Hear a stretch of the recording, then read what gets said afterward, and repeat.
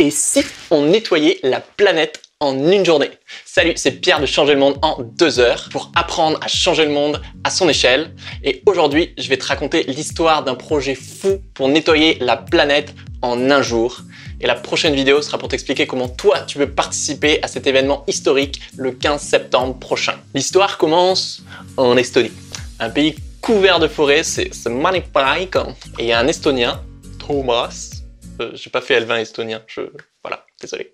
Il kiffe la nature et il kiffe les forêts de son pays, sauf que quand il fait son jogging, il y a de plus en plus de tas d'ordures qui jonchent le sentier le long duquel il court. Pas très sexy. Depuis quelques années, en gros, la nature s'est transformée en méga poubelle. T'as des canettes, des paquets de cigarettes, des bouteilles en plastique, même des trucs plus gros, genre des lave-linges ou des canapés, partout en fait. Sauf qu'une bouteille en plastique, par exemple, ça met 100 à 500 ans pour se décomposer dans la nature.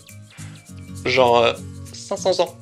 Et un mégot jeté par terre, ça peut polluer jusqu'à 500 litres d'eau. Donc en plus, c'est illégal. Et en plus, abandonner nos déchets dans la nature, que ce soit des citoyens ou des entreprises, ça tue des animaux. Parce qu'ils confondent par exemple nos morceaux de plastique avec de la nourriture et du coup, souvent, ils meurent d'indigestion. De manière globale, ça pollue aussi l'air et l'eau. Donc en fait, on met aussi notre propre santé en danger. C'est absurde. Bref. Thomas, il se trouve que c'est un député écolo estonien, du coup, il a conscience de tout ça. Pendant son jogging, il regarde autour de lui et en fait, il voit que les gens, ils continuent à courir et ils s'habituent aux déchets. Et il se dit, mais merde, mais c'est encore pire en fait, de faire comme si de rien n'était. Et lui, il se dit, faut qu'on fasse quelque chose. Alors, il a une idée. Et si on nettoyait le pays en quelques années? Il en parle à un ami, Rainer Nolvak. Franchement, l'idée lui plaît, mais il hésite, tu vois. Il se dit, en fait, quelques années, c'est encore trop long pour moi, quoi. Enfin, moi, je pète un câble, j'en peux plus de voir tous ces objets. C'est trop long, il faut qu'on fasse quelque chose maintenant. Et du coup, il pousse le truc encore plus loin et il se dit, et si on nettoyait notre pays en un jour? Et donc, en 2008, il y a 10 ans quand même, les gars sont visionnaires, ils créent l'opération Let's Do It. C'est pas une campagne de Nike, hein.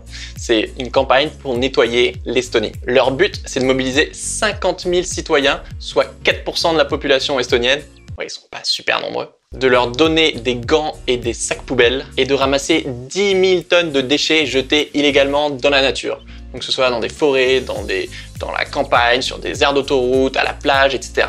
Et donc nos deux Estoniens, ils s'arrachent, ils rassemblent une équipe, ils mobilisent un maximum de monde. Peu à peu, ils font des partenariats avec des entreprises qui mobilisent leurs collaborateurs, avec des écoles qui vont faire participer leurs étudiants. Il y a même le président estonien qui s'engage dans le projet. Et petit à petit, en fait, il y a tout le pays qui se mobilise. Et le jour J, il y a bien 50 000 personnes qui participent à l'opération et qui ramassent 10 000 tonnes de déchets en quelques heures seulement. En fait, ils ont nettoyé les zones les plus sales du pays et grâce à cette mobilisation nationale, l'Estonie est redevenue vachement plus propre de manière durable. Comme la journée a été un carton en Estonie, ils se disent bon, l'Estonie c'est fait, on va nettoyer les autres pays. C'est là qu'ils créent le World Cleanup, une série de mobilisations locales ou à l'échelle d'un pays national qui ont lieu tout au long de l'année dans plein de pays. Et aujourd'hui, il y a plus d'une centaine de pays qui ont organisé une journée nationale pour nettoyer les zones les plus sales du territoire. Dans plein de pays, c'est le plus grand mouvement social en cours. C'est un énorme succès mondial avec des différences vachement marquantes d'un pays à l'autre. Par exemple, en Ukraine, en 2014, c'est quand même la guerre. Et pourtant, ils ont maintenu la journée de nettoyage du pays et il y a eu 170 000 participants. Solides, les Ukrainiens. En Slovénie, il y a plein de stars de la télévision qui ont participé et il y a 14% de la population qui s'est mobilisée. Ils ont fait 2 éditions et après, l'essentiel des décharges sauvages, en fait, était nettoyé. Du coup, la Slovénie, maintenant, est suffisamment propre, pas parfaitement propre, mais suffisamment propre pour ne plus avoir besoin de cette journée. C'est pas ouf? En 10 ans, ce projet, grâce à des millions de citoyens, il a permis de ramasser plus de 100 000 tonnes de déchets dans plus de 100 pays et de les amener dans des centres de tri. Et là, le 15 septembre 2018, donc c'est tout bientôt, pour la première fois, il va y avoir une journée mondiale de nettoyage de la planète. Il y a 150 pays qui vont organiser leur journée de nettoyage le même jour, le 15 septembre, et il va y avoir des dizaines de millions de gens qui ont un esprit écolo, qui ont envie de rendre la planète propre, qui vont se bouger les fesses le même jour. Cette phrase est interminable, mais ça va être trop cool. Abonne-toi si tu veux savoir comment participer à cette journée de malade. Moi, j'en serai carrément. Je t'explique tout ça dans la prochaine vidéo. Ciao!